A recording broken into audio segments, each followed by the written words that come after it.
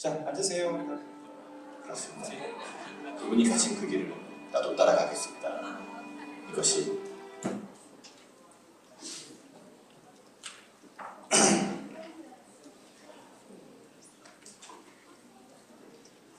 찬양들을 너무 잘해서 뒤에서 가만히 듣고만 있어도 되게 좋은데 하나님께서 얼마나 더 좋아하실까 생각이 들어요. 잘 쉬었어요? 네, 재미있죠? 이따가 이제 장기자랑이 정말 기대가 되는데 다들 연습 잘하고 있는지 모르겠네. 그래? 자, 여러분 이제 오늘 저하고 또 이렇게 나누게 되는 시간은 여러분들이 또 한 번쯤은 생각해봐야 될 문제들, 또 우리가 예수님을 믿으면서 도대체 예수님 믿는 게 무엇일까 이런 생각을 한번 해볼 수 있고 그런 생각을 하게 될 때는 신앙적으로 굉장히 깊이 있는 고민들을 할 때예요. 근데 이제 목사님이 이제 영화를 만들다 보니까 하나님께서 저에게 주신 특권이 하나 있는데 그게 뭐냐면 여러분들이 만나기 어려운 분들을 참 많이 만났어요. 그 선교사들의 전설이라고 할 수 있는, 여러분 잘 모르지만 그래도 여성 선교사들이 대부분 선교사로 헌신할 때에 이분의 책을 꼭 읽는데 뭐 헬렌 로즈비어라든지 뭐 이런 분들도 만났고, 필립 얀시 같은 경우도 기독교 작가로서의 굉장히 이제 유명한 분인데 하루 종일 만나서 대화를 나눠봤고, 그러니까 우리가 만나기 어려운 분들을 많이 만나서 그분들을 통해서 제가 배운 게 있어요. 근데 저만 알면 너무 좀 아깝잖아요. 이제 그런 것들이 영화로 만들어졌고 또 영화들이 또 흘러가면서 많은 사람들에게 돌려줍니다. 그러니까 오늘 제가 여러분들한테는 또 특별한 이제 영화와 함께 또 이제 이야기를 나눌 텐데 한번 잘 들어보세요. 또 다른 사람들의 이야기가 아니라 오늘 만나는 사람들은 대부분이 여러분 나이대의 인생을 규정한 사람이에요. 제가 이렇게 개별적으로 질문을 하지 않겠지만은 너희들의 꿈이 뭐니? 이렇게 질문하면 아직 없어요 하는 친구도 굉장히 많아요. 근데 사실은 보통 10대 때 이렇게 수련회 같은 곳에 오게 되면 하나님께 기도하면서 자기의 미래에 대해서 고민을 해봐요. 그리고 자기가 무엇을 할 수 있을까에 대한 것도 기도해 보는 거죠. 사실은 그런 것을 이곳에 와서 여러분이 하셔야 돼요. 근데 오늘 만나는 사람들은 모두가 다 이런 수련회와 같은 곳에서 자기 일생을 하나님께 어떻게 쓰여지기를 원하는지 이제 결심한 내용들이에요. 그래서 이 위대한 사람들, 목사님 다 만났던 사람들이야. 함께 좀 깊이 한번 들어가볼 시간 가질게요. 먼저 한번 영상을 볼 텐데 좀 꺼주실 수 있습니까? 이 앞에 저는 잘 안 보여야 되니까 이 앞부분만 싹 한번 꺼주시면 좋겠습니다.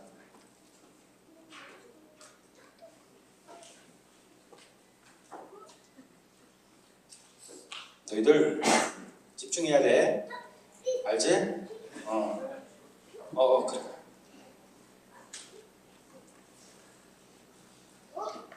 이렇게 너희들 안 보여. 이렇게 자. 보이지? 자, 목사님이 애를 4명이나 놓다 보니까 힘이 든다, 야. 보자. 만약 그가 하나님 되시고 나를 위해 죽으셨다면 죽을 수밖에 없던 내가 어떤 희생을 드리든 그보다 더 하겠습니까? 예수님을 위해 내가 바로 그 일을 하렵니다. 그렇습니다.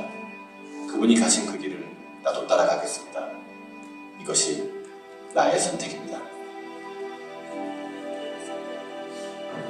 그 가방이 정말 보고 싶었어요. 순교하신 분들의 그 남겨진 그 가방들이 어떤 모습이고 어떤 삶이 있을까 굉장히 궁금했었습니다. 이상하게 그런 확신이 있었어요. 내가 꼭 참여를 해야 되겠다. 그래서 분명히 내가 뭔가 얻을 것이 있을 것이다.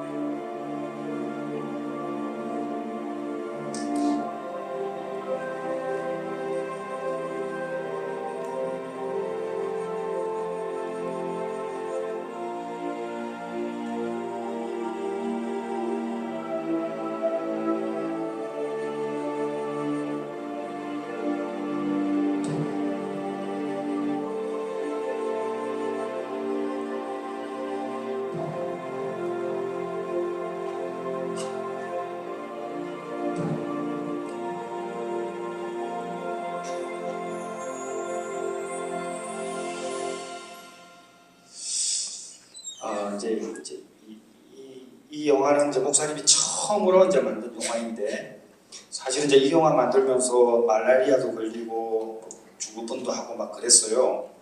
근데 오늘은 이제 여러분하고 나누고 싶은 이야기는 뭐냐면 가방이에요. 가방. 우리가 들고 다니는 가방. 여러분들 여기 올 때 가방 다 들고 왔죠? 그치? 캐리어는 끌고 왔잖아요. 끌고 왔는데 오늘은 가방 이야기를 좀 해보고 싶어요. 가방 이야기. 자, 어제 우리 유인권 목사님이 똥 이야기 많이 했지. 똥. 자, 목사님도 처음에 똥 이야기 좀 해보자. 자, 우리 전진이 어디 갔지? 전진아 내일 나오고.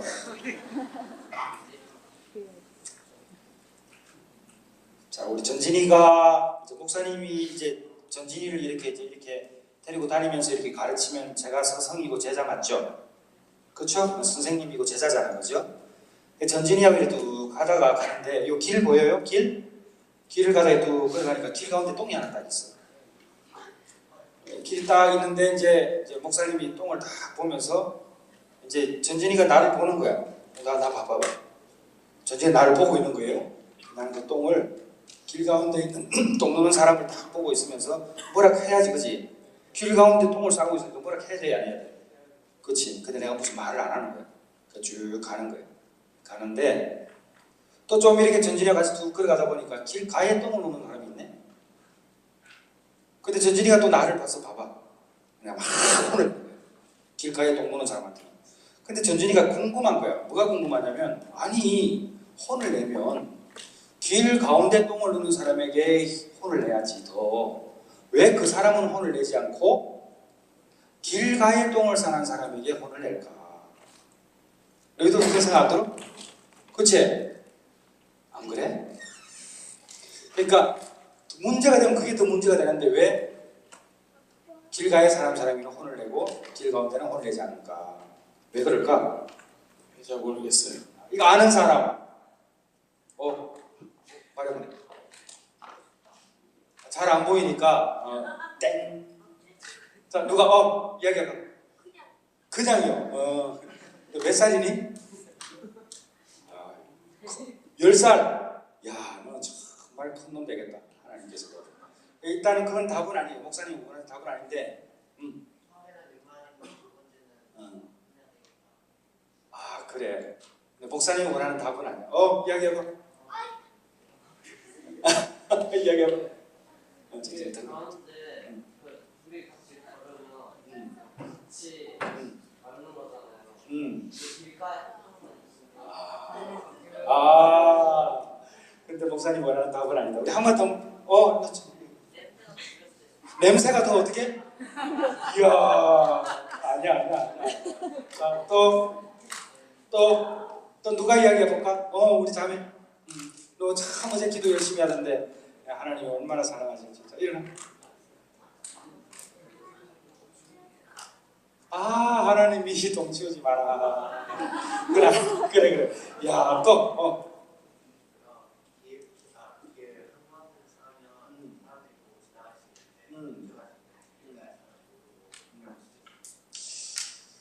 야, 그 말도 일리 있다. 목사님이 말하고자 하는 건 아니지만 그래도 가장 일리가 있다. 자, 그럼 하나만 더 우리 자매 이야기해볼까?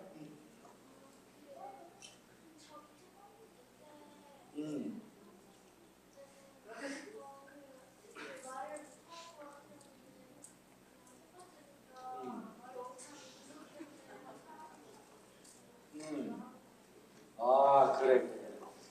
자, 10살 일어나봐. 그래.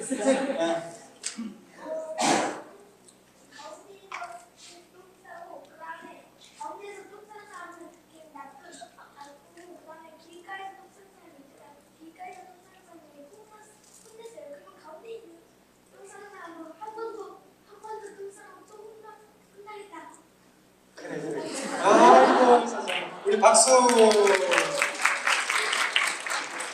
그러니까 너희들 교회에서나 이렇게 목사님들이 선생님들이 이렇게 질문하면 대답을 잘해야 돼, 그지? 그건 털려도 괜찮고 관계없어. 너희들이 생각해야 되니까. 자, 왜 그랬냐면 물었어. 선생님 왜 길 가운데 똥 쓰는 사람을 혼을 더 내야 되는데 왜 그 사람은 지나치시고 왜 길가에 오히려 똥을 싸는 사람은 생각이 있는 사람 같은데 왜 혼을 내세요? 그러니까 선생님이 뭐라고 그랬냐면 길 가운데 똥을 싸는 사람은 길가와 길 가운데도 구분하지 못하는 사람이고 길가에 똥을 싸는 사람은 그래도 길가와 길 가운데는 구분하는 사람이니까 가르치면은 가능성이 있기 때문에 혼을 낸다는 거예요. 이해되지? 아직 이해 안 되는구나. 그럼 집에 가서 생각해봐. 굉장히 중요한 말이에요.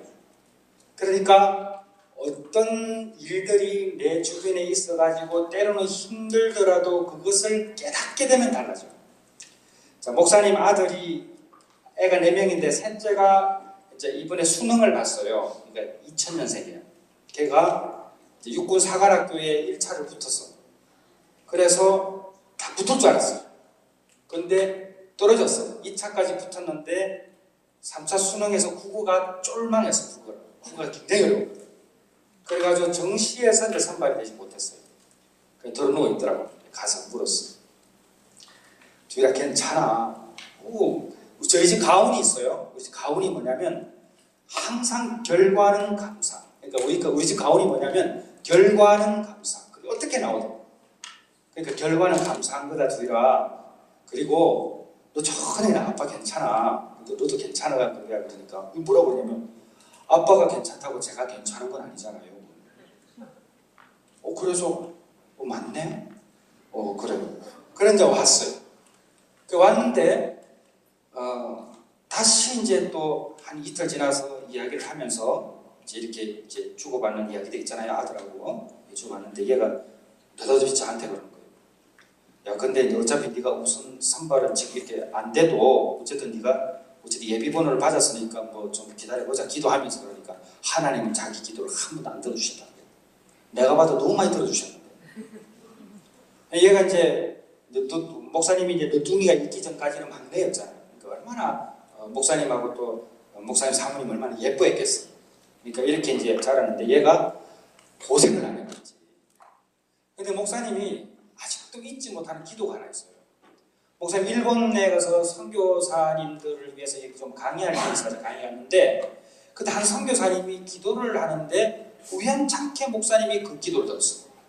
목사님이 뭐라고 기도하냐면 하나님 제 아들에게 고난을 허락하셔서라도 하나님을 잘 알게 해주세요 라는 기도를 하는 거예요. 그 기도가 잊혀지지 않는 거예요. 얼마나 아들을 사랑했으면 하나님 제 아들에게 고난을 허락하셔서라도 하나님을 바로 알게 해달라고 기도할까. 그 생각이 떠나지 않으면서 목사님도 그 기도를 어느 순간에는 하게 됐어요. 왜냐? 때때로 힘이 들어도 하나님을 바로 아는 그 깊은 은혜는 그 고난을 이겨낼 수 있는 힘을 주거든요. 오늘 이제 그거 이야기도 할 거예요, 여러분들이 생각 없는 사람들은 아니잖아. 너희들도 힘든 거 알거든. 자, 어쨌든. 자, 그래서 여러분들이 알아들을 수 있는 길이 있어야 돼요. 알아들을 수 있는 그 지혜가 있어야 돼요. 그래야지만은 이번에 우리 집회에서 오신 우리 목사님들이나 우리 강사님들 외에도 교회에서도 마찬가지거든. 학교에서도 마찬가지고. 여러분들이 일어나는 모든 일들을 갖다 이렇게 들을 기가 있어야 되거든요. 자, 할아버지하고 손자 같죠? 그래 안 그래? 그럼 먹었니? 미래? 현재와 미래? 이야, 너 인도 수준이 장난이 아니다. 보는 게 거의 아니 이거는 진짜 너는 A풀이야. 목사님이 마치 시험 좀 이게 A풀 줘. 그렇게 볼 수 있지. 야, 너 대단하다. 근데 목사님이 의도한 것은 할아버지와 이제 손자라밖에 정말 A풀이다. 전진아 여기 나와.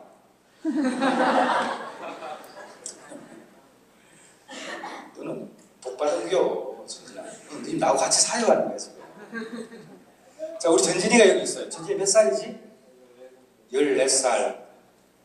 이제 15살. 그러니까 이게 우리나라 나이니 아니면 여기? 그러니까 한 살 더 먹은 거? 16살. 목사님이 우리나라 나이로 51살이니까 올해. 그럼 네가 14살? 15살? 그럼 너하고 나하고는 몇 살 차이지? 몇 살 차이니? 36살 차이지? 자, 전진이하고 목사님이 36살 차이야. 근데 이제 전진이가 지금 여기 없어. 한국에 있다 쳐. 근데 목사님 이제 이게 한국이다? 한국에 있는데 전진이가 이제 뭐 운전도 잘 할 수 있다고 생각을 해. 근데 목사님이 이번에 딱 인도에 와서 어제 잠시 우리 선교사님이 잠시 이제 밖에 나갈 일이 있어가지고 우리가 잠깐 나갔다 왔는데 여기 운전이 무섭더라고. 막 이거는 목사님은 운전 못할 것 같아. 그러니까 어디 다니게 되면 이게 국제 라이선스를 이렇게 이제 허가할 수 있는 거 가지고 다니는데 그거는 뭐 종이 조각에 불과할 정도 운전을 못 하겠더라고. 왜냐면 이거는 장난이 아니에요. 근데 이제 그 전진이가 인도에 유학을 오고. 근데 이제 유학 오니까 운전도 해야 돼, 그지? 해야 되는데 제가 전진이한테 너 운전할 때 진짜 이렇게 한국처럼 운전하면 안 돼. 너는 진짜 거칠게 운전하는 것도 좀 배워야 되겠고 아무래도 인도에 있는 일이 운전하는 것을 미리 좀 배워서 오면 좋겠다 이야기를 한 거예요. 전진이는 인도 올 일이 없어. 응? 근데 목사님이 이야기해서 전진이는 그거 이제 배우는 거야. 그럼 전진아, 내가 이런 이야기를 하면 네가 좀 곰곰이 잘 들을 거니 안 들을 거니? 나 갔다 온 사람이니까. 왜? 갔다 왔는데? 아니 간다고 치고. 듣겠지? 그렇지. 이제 들어가. 여기서 한 100m 정도 떨어진 거리에 큰 싱크홀이 발생했어요. 전진이가 운전하고 오늘 간대. 인도에 같이 왔어. 전진이가 전진아 저기 목사님이 저기 지금 아까 어제 가보니까 싱크홀이 크게 났더라. 너 거리 가지 말고 딴 쪽으로 반대쪽으로 돌아가. 그러면 전진아 돌아갈래? 거리 가볼래? 돌아가지. 너도 에이프리다. 자, 근데 보세요. 전진이 지금 제 이야기를 듣는 거예요. 제가 어디 갔다 왔어? 싱크홀에도 갔다 왔고 또 트래픽이 심한 것도 보고 온 사람의 이야기를 들은 거예요. 그 다음에 전진이에게도 이야기하는 거예요. 전진아, 자식을 4명을 놓으니까 참 힘들구나. 이제 이런 얘기를 했어요. 전진이한테. 전진이는 목사님의 나이가 되어보지 않았고 아이 4명을 낳아보지 않았지만 아이 4명을 놓은 사람의 고민을 듣게 되고 51살 먹은 남자의 고민을 듣게 된다고 쳐. 자, 그러면 전진이는 살아보지 않았던 36년간의 세월을 미리 배우는 거예요. 그렇니 안 그렇니? 그렇지? 너희들이 잘 들어야 돼. 목사님이 어려운 이야기 하는 게 아니야. 그냥 너희들이 오늘 목사님이 하는 강의를 귀를 잘 세워서 들어야 돼. 성경 읽을 때 우리가 대충 읽어서 깨달으면 오니 설교 들을 때도 집중해야 되지. 그치? 그러니까 전진이는 먼저 산 사람들의 이야기를 잘 듣게 되면 살아보지 않았던 세월들을 내 것으로 만들어. 우리가 선생님한테 배우는 것도 마찬가지지. 선생님한테 배운 것을 내 것으로 가져오는 거잖아. 성경이 우리에게 주어진 이유는 성경 속은 항상 이야기야. 그러니까 헐리우드에서 수많은 영화들의 소재가 성경에서 나와. 그러니까 성경은 이야기라고. 그러니까 성경 속에 나와 있는 많은 인물들은 우리에게 오늘날 이야기하고 있어. 히브리서 11장 4절에 그는 죽었으나 믿음으로써 우리에게 말한다는 거 똑같은 거지. 그러니까 성경은 우리에게 이야기하고 있는 거야. 사람의 삶을 통해서. 그러니까 우리가 지혜로운 사람에는 뭐냐면 나보다 먼저 산 사람들의 삶을 미리 배우고 깨달아서 내가 시행착오를 안 하는 거지. 그래서 옛날 말에 이런 말이 있어. 젊은이들이여 늙어보았는가 나는 젊어보았다네. 자, 전진이가 살아온 시간들은 목사님이 살아왔어. 난 제 고민이 뭔지 대충 알아. 왜냐면 저 때는 살아왔거든. 그러니까 목사님들이 선교사님들이 학교에서나 뭐든 이렇게 가르칠 때는 이미 그 시간들을 살아왔기 때문에 그것을 감안하고 가르치는 거야. 오늘 강의가 마찬가지야. 너희들이 만나는 오늘 이 사람들은 다 너희들 때를 거쳐온 사람들이야. 그래서 지혜를 가져야 된다. 자, 이거 같이 한번 읽어볼까? 누가 잘 읽나 보자. 자, 우리 남학생 좀 목소리가 어제보다 자매들보다 작더라. 크게 한번 읽는다. 시작.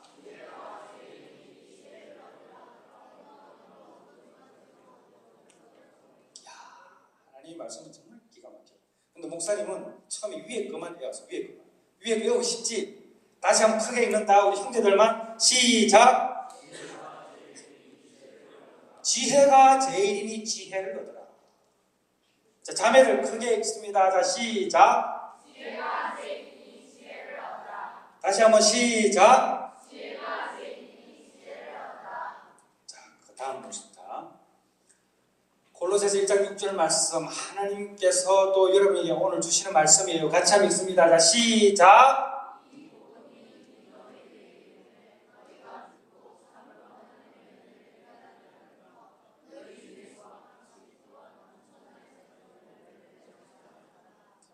깨달아져야지 열매가 돼요. 여러분이 어떤 것을 하든지 여러분의 속에서 깨달아져야 돼요. 그래서 그 깨달아질 때의 기도도 주문부원하지 않고 정확히 나가는 거예요. 그러니까 여러분들이 오늘 저녁에 얼마나 기도 많이 할까? 그러니까 하나님 깨닫게 해주세요 라는 기도도 꼭 하셔야 돼요. 아멘? 자, 이제 이야기에 들어갈게요. 목사님이 영화 감독이지? 그럼 이야기를 얼마나 잘할까? 근데 어제 유인근 목사님이 너무 이야기를 잘하더라고요. 근데 오늘 아침 하나 더 가르쳐줬어. 뭘 가르쳐줬느냐? 똥을 다 품으면 그 안에 동전도 되게 많다는 걸 가르쳐줬어. 저 뒤에 분들은 다 알지? 너희들 잘 알고. 자, 보자. 영국 런던에서 기차를 타고 30분 정도 떨어진 거리에 불스트로드라는 곳이 있어요. 근데 그 불스트로드에 가게 되면 오래된 성이 하나 있어요. 저 성이 하나 있는데 저 성의 지하 창고에는 오래된 선교사들의 가방이 있어요. 근데 그 가방이 이런 가방이에요.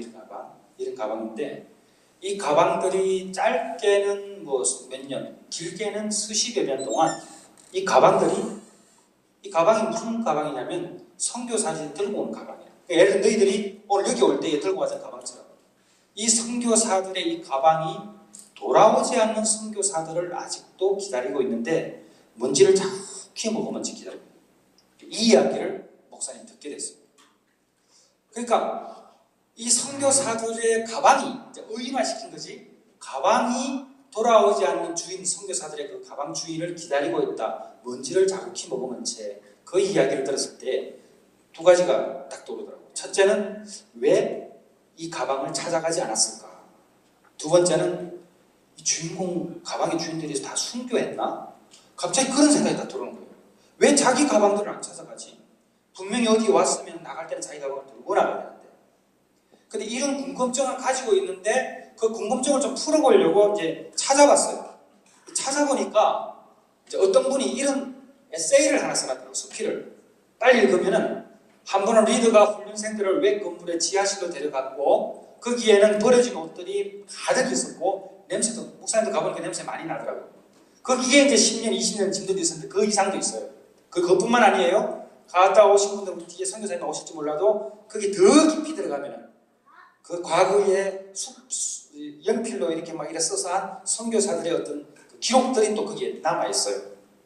그래서 이 글을 쓰는데 이 글을 누가 썼지 했더니 이제 지금은 이제 돌아가셨는데 여러분은 잘 모르지만 저기 이제 서울에 이제 온누리교회 하용조 목사님 분이 계세요.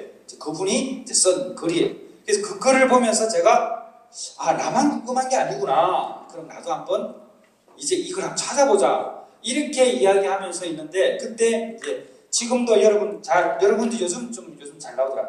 그 권호중 씨라는 배우가 있어요. 혹시 아세요, 여러분? 들어봤죠? 국민 남편 뭐 이렇게 나오더라고요. 근데 이제 권호중 집사님을 제가 알아요. 근데 제가 이제 이런 이야기하니까 목사님 우리 같이 가요 그러던 거예요.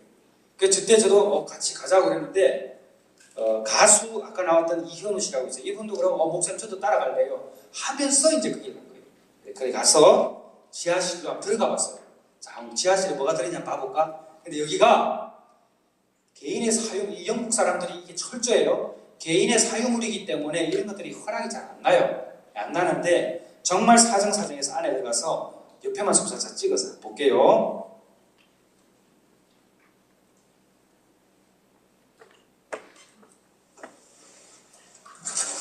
가방들이 잘 안 보이죠? 봐보세요.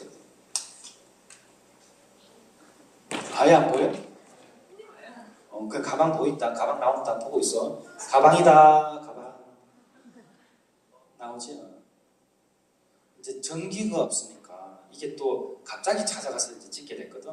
이제 원래 거절되는 거였는데 이제 이런 가방들이 있는 거예요. 이제 먼지 다 묻었지? 이런 가방들.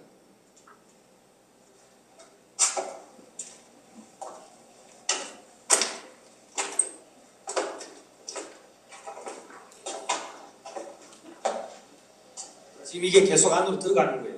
계속 들어가니까 이 가방. 이 가방이 근 40년 동안 여기 있는 가방이 오래됐지. 이 가방이 있더라고. 근데 이때는 이 가방이 어떤 가방인지 몰랐어. 나중에 결과론적으로 이 가방은 38년 된 가방이었어, 그 당시에. 근데 이 가방을 이제 본 거예요, 이걸. 보니까 먼지가 쫙 이렇게 깔리는 가방이었어요. 자, 그러면 여기 선교단체가 어떤 선교단체냐면은 이 아프리카 선교에 지대한 공헌을 했던 시티 스터드라고 있어요. 여러분들이 이제 혹시 이 중에서 또 선교사가 나올 수도 있지. 만약에 선교사가 나온다면 아마 여러분들은 시티 스터드라고 꼭 한 번은 듣게 될 거예요. 아프리카 선교에 지대한 공헌을 했던 사람이고 그의 신앙 고백이 바로 이것이었습니다. 굉장히 유명한 말이에요. 목사님도 사역을 하는 가장 큰 동기는 이 신앙 고백 때문에 제가 사역을 하고 있어요. 그런데 이 시티 스터드라는 사람의 이 고백 때문에 얼마나 많은 사람들이 선교지로 흩어지는지 몰라요. 우리 너무 소중하니까 같이 한번 읽겠습니다. 시작!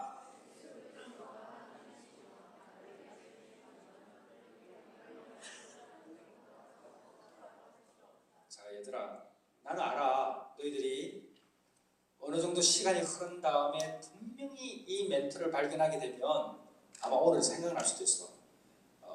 왜냐하면 이것 때문에 선교지로 뛰어든 청년들이 너무 많기 때문에. 같이 다시 한번 읽자. 자, 시작.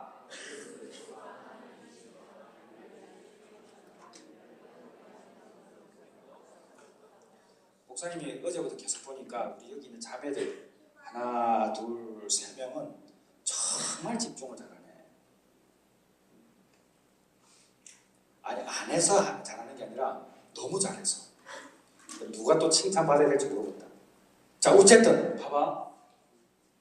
이렇게 어쨌든 그지? 자, 이렇게 이 신앙 고백을 했던 분이 그 선교회를 만든 사람이에요. 이분은 인도에서도 6년 동안 선교를 했던 분이세요. 여러분, 타잔 알아요? 타잔? 킹콩 알아요? 킹콩? 그게 배경이 되는 나라가 콩고예요. 콩고. 그게 식인종이 있는 곳에서 복음을 전했던 분이 이 시티 스터드라는 이 사람이에요. 이분은 캠브리지 의대 출신이에요. 이분이 얼마나 재산이 많았냐면은 정말 말 그대로 어마어마하게 많았던 사람이에요. 그리고 이 사람은 그 크라켓 여기 인도에 그거 하죠. 크리켓 그렇게 이 치는 거 있지 이거. 이거 국가대표였어. 그러니까 돈 많아, 국가대표고 굉장히 인기 많았어. 그리고 얼굴도 이 정도면 잘생긴 거예요. 근데 이 사람이 아버지가 먼저 예수님을 믿고 아버지로 인해서 다시 예수님을 믿어.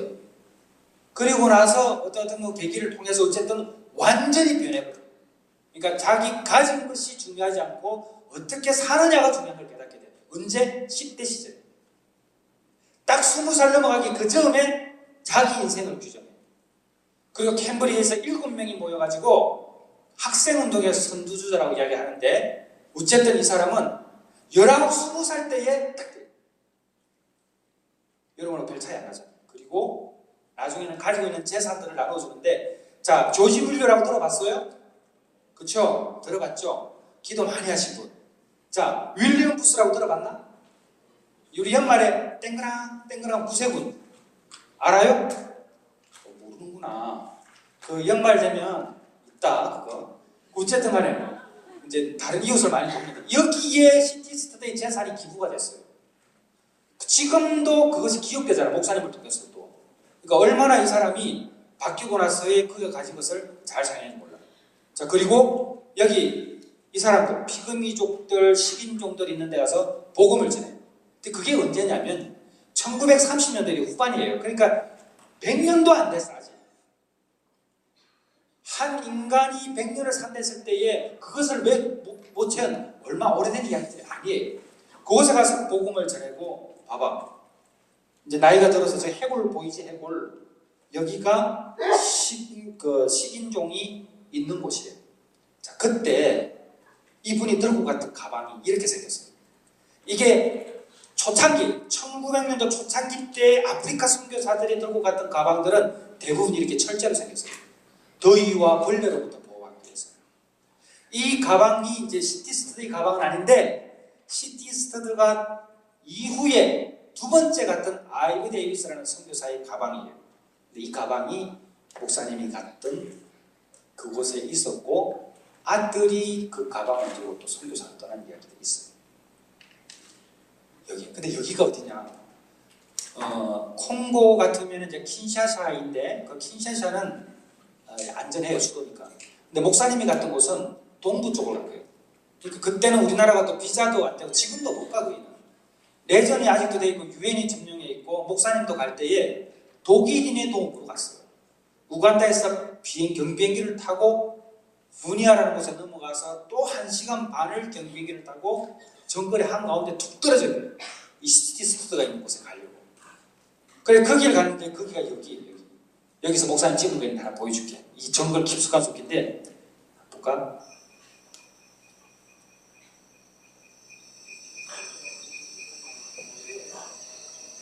강이 새카마고 일주일 전에 악어가 사람 물어 죽였다고 그러더라고요. 내 악어 있어요. 여기 악어.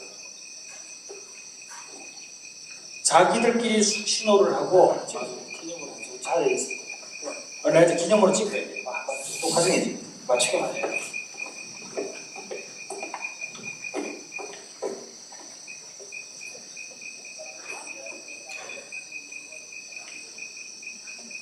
설정 뭐지? 야, 아빠가 여기 악어 산다며 악어. 여기 악어 산다 여기 악어.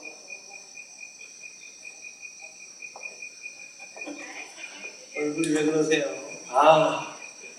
장난 아니다 야. 자, 조야 아빠 여기 이제 건너갈 거야 이제. 오케이. 목사님 여기서 말라리아 걸렸어. 너무 많이 물려가지고 죽을 뻔했어. 진짜로. 근데 여기를 이렇게 가는데 그래서 조금 지나가면 식인종이 있고 여기는 차가 못 다니고 하니까 그 짐을 메고 그때 이제 독일인 선교사가 목사님 그러더라고. 목사님 너무 위험하니까 장거리 이제 갈게 될 때 오토바이를 타고 이동하니까 약을 챙겨주더라고. 일단은 두 가지를 조심하라고. 정글에서는 비를 만나거나 어둠을 만나면 절대로 움직이지 마세요. 거기서 움직이면 죽습니다. 그런 거예요. 그리고 그 어떤 것도 먹지 말고 진짜 목이 마르면은 약을 주더라고. 이제 그분이 의사니까 그 약을 타서 이제 먹으라고. 그때 처음 경험했어요. 얼마나 제가 외진 곳에 들어가냐면 오토바이를 딱 2대를 타고 쫙 가는데 저기서 그 빨간 눈빛만 보이는 거예요. 그 원주민들이. 그리고 뭐 화살 같은 거 하나 쐈는데 목사님 이제 간전 들어가서 하고 있는데 화살 같은 게 내 가운데로 쑥 지나가. 그런 일이 그러니까 아주 깊은 곳에 간 거예요. 아주 깊은 곳에. 지금도 못 돌아가고 있는 곳이 있는 것으로 내가 알고 있어요. 그곳에 시티스터드가 갔고 그곳에 시티스터드가 죽고 나서 아까 그 아이브 데이비스라는 가방을 주인공이 간 거예요. 이게 이제 가족이에요. 가족. 거기에. 여기서 제가 제일 왼쪽에 있는 분이 에반 데이비스라는 선교사예요. 제가 이분을 호주 애들레이드에 가서 만났어요. 그러니까 이분은 그러니까 시티스터드에서 가장 잘 알고 있는 사람. 왜냐하면 아버지가 후임이었습니다. 그리고 그 동네에서 태어난 사람이니까. 이분을 만났는데 이분이 그때 만났어요. 목사님이 머리카락이 좀 있을 때 그때. 그래서 만났는데 이분은 그때 뭐라고 들리고 있는 분이냐면 살아계신 예수님이다 라고 불릴 정도로 많은 선교사들로부터 존경을 받는 분이세요. 그리고 이 웹이라는 선교단체의 100년사를 준비했던 분이죠. 그러니까 이분이 이제 저보고 이야기해 주는데 몇 분을 소개시켜 주는 거예요. 이분들은 아마 나타나지 않을 텐데 그런데 패스트 김이 하나님께서 보내주신 분이라는 것을 내가 기도하면 확신이 들어서 어쩌면 우리의 외계 전설들을 당연히 영국 사람들이 아니면 웨커들이 만나야 되는데 웨커도 아닌 40대의 지방의 한국이라는 저 먼 나라의 지방에서 이렇게 찾아왔다는 것 자체가 나는 이해가 안 된다면서 기도하더만은 그러면서 자기가 도와주지 않으면 안 될 것 같다면서 사람을 소개시켜 준 거예요. 그렇게 해서 제가 떠나게 된 거예요. 누구를 만났느냐면은 바로 이 헬렌 로즈비어라는 사람을 만났어요. 이분은 오에게에서는 살아있는 전설이라고 불릴 정도로 정말 대단한 분입니다. 그러니까 이분이 누구냐면은 이분도 캠브리지 의대를 이제 졸업을 했어요. 28살에 선교사로 헌신을 하는데 실제로 선교사가 되겠다고 결심한 것은 10대 때 여러분처럼 이 수련회 와서요. 그때 이 얼마나 착했냐면은 여러분들처럼 이렇게 오죠. 오면 이렇게 안 있어. 우리 조장들 있죠. 조장들 한번 손 들어볼까? 조장들 뒤에 봐. 이런 조장들처럼 여기에 섬기기는 걸 다 하는 거예요. 그리고 이 조원들이 뭐 밥을 먹거나 뭐 이런 게 할 때 다 끝까지 옆에서 챙겨주는 그런 자매였어요. 그러다가 어느 날 마치고 집으로 돌아가는데 껌껌한 지하실 같은 데서 여자 비명 소리를 듣게 되는 거예요. 여러분 때 10대 때.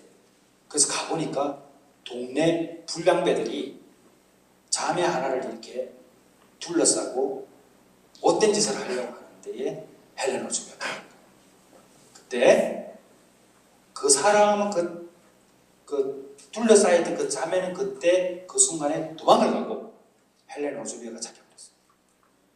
그래서 고통을 당해요. 근데 이때도 그랬지만 헬렌 로즈비어가 하나님의 일을 많이 하면 할수록 정말 열심히 했는데도 헬렌 로즈비어는 고통을 당해요. 그런 일들이 많이 있었어요. 이제 그러던 과정에 28살에 의사가 되어가지고 다시 간 거예요. 가서 간호사들도 그러니까 애 놓는 것도 돕고 성경 공부도 가르치고 고아도 돌보면서 그런 일들을 한 거예요. 한 건데 목사님이 이분을 찾아갈 때에 질문이 있었어요. 그게 뭐냐면 가서 질문했어요. 이제 제가 만날 때는 이분이 이제 저기 북아일랜드에 있었어요. 그 이제 찾아가니까 이분 이제 집이 없었어요. 선교사님들이 이제 은퇴한 다음에 집이 없는 분들이 되게 많아요. 이분 집이 없었어요. 그러니까 친구 집에 살고 계시더라고요. 그래서 이제 가니까 제가 가서 질문했어요. 선교사님, 제가 이제 목사인데 제가 목사로서의 사명을 계속 잃어버리고 있습니다. 회복하려면 어떻게 해야 될까요? 이렇게 질문하니까 왜냐면 이분은 질문해도 될 것 같아가지고 너희들이 그럴 때 있잖아요. 교회 잘 다니면서도 교회 다니는 것 같기도 하고 안 다니는 것 같기도 하고 내가 바로 하는 건지 이런 못할 이런 생각이 들 때 있단 말이에요. 목사님이 그럴 때였다고. 그래 이 질문하니까 이분이 뭐라고 그러냐면은 기도도 많이 하고 성경도 많이 봐야 된다고 이야기하는데 목사님 생각할 때는 너무 힘들면 성경도 안 보이고 기도도 안 되거든. 그럴 때 있거든. 그래서 그 본질적인 걸 묻기 위해서 이분을 찾아간 거예요. 이분은 어떤 분이었느냐? 짧게 영상 한번 볼게요.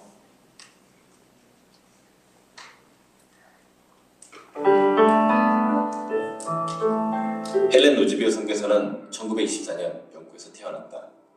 캠브리지 의대 출신이었지만 28살 되는 해 선교사 삶을 살기로 결심하였다.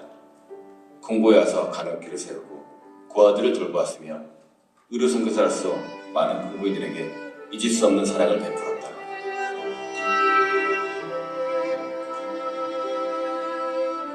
따뜻한 인상을 받았어요. 그래서 역시 저렇게 오랫동안 사역하시는 분의 표정은 다르구나 라는 생각으로 저까지 굉장히 평온해지는 느낌이었어요. 청소년기를 이제 미국에서 보냈는데 그래서 나이에 아주 편하게 드신 백인 할머님 같다는 그런 느낌이 있었어요.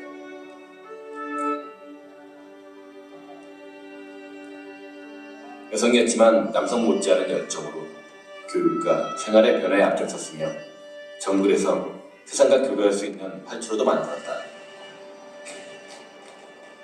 그러나 그 일을 감당하기까지 있었던 콩고에서의 일은 상상하기 어려운 고통과 절망의 연속이었다. 1960년 6월 벨기에로부터 콩고는 독립하게 되지만 폭동과 반군들에 의한 대학살이 일어났다. 위협을 느낀 백인들은 떠나야 했지만 헬렌과 몇몇의 선교사들은 떠나지 않았다. 하지만 그 선택은 고통스러운 결과를 가져왔다.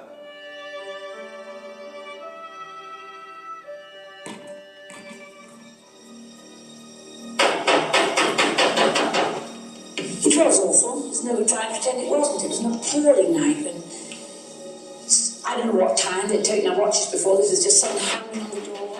You feel your heart stop, your mouth runs dry, and somehow I have to get there. And when I opened the door, these...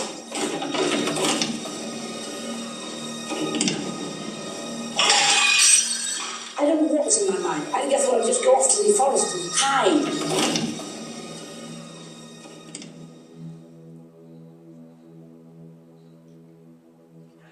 하지만 곧 발각되어 헬렌은 끌려갔다.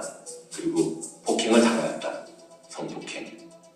헬렌 로즈비어 선교사뿐만 아니라 그 시기에 남아있는 선교사들은 말로 표현하기 힘든 고난을 당하게 되었다. 1964년 헬렌과 선교사들이 끌려와서 머물렀던 곳. 변한 것은 아무것도 없다. 과거의 상처를 깊숙이 가지고 있는 이곳에서 선교사들이 목숨을 잃었다. 그리고 남아있던 선교사들은 이반비와 네버본고에서 반군들에 의해 90km 떨어진 이곳까지 끌려왔고 대부분 이곳에서 사형을 기다리게 되었다. 헬렌과 함께한 선교사들은 피할 길이 없었다.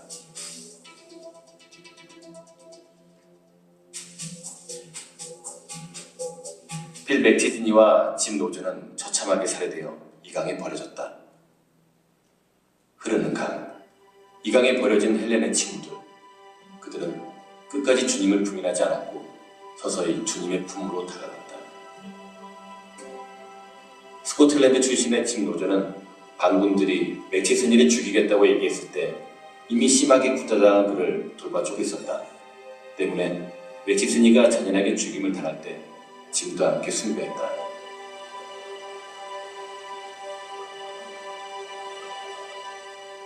빌 맥티슨이는 선교사들의 차량을 보수하는 책임을 지고 있었다. 유머가 있었고 인정이 많았던 그는 반군들에게 억류된 후 26살 나이에 말로 표현할 수 없는 비참한 죽음을 맞게 되었다. 육신은 가마니 속에 넣어졌고 그 위에 수많은 반군들이 뛰어내려 장기가 파열된 채 죽어갔다.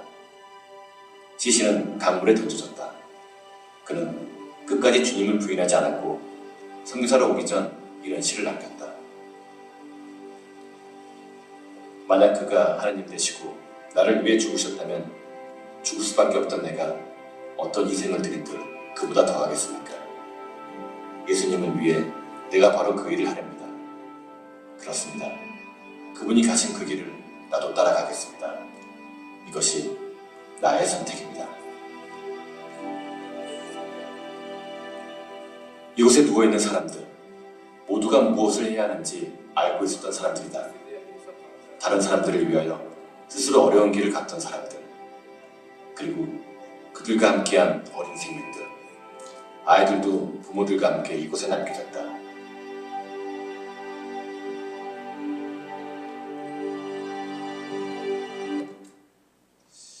자,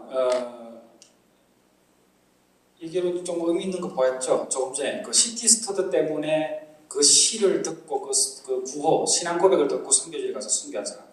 자, 어쨌든 헬렌 로즈비에는 거기서 성폭행을 당하고 감옥에서 이루 말할 수 있는 고통을 당해요. 근데 그럼에도 불구하고 동료들은 다 죽었거든. 근데 나중에 구출돼서 다시 그 나라로 가서 다시 또 복음을 전해요. 자, 여기 보는 빌 맥체즌이 28살에 순교했어요. 이 친구는 여러분과 별로 나이 차이도 안 나지만은 10대 때부터 좀 남달랐어요.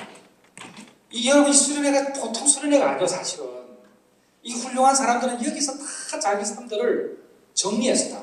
내가 어떻게 살 것인가. 빌 맥체전에는 자동차 수리했어. 선교사님들 자수리.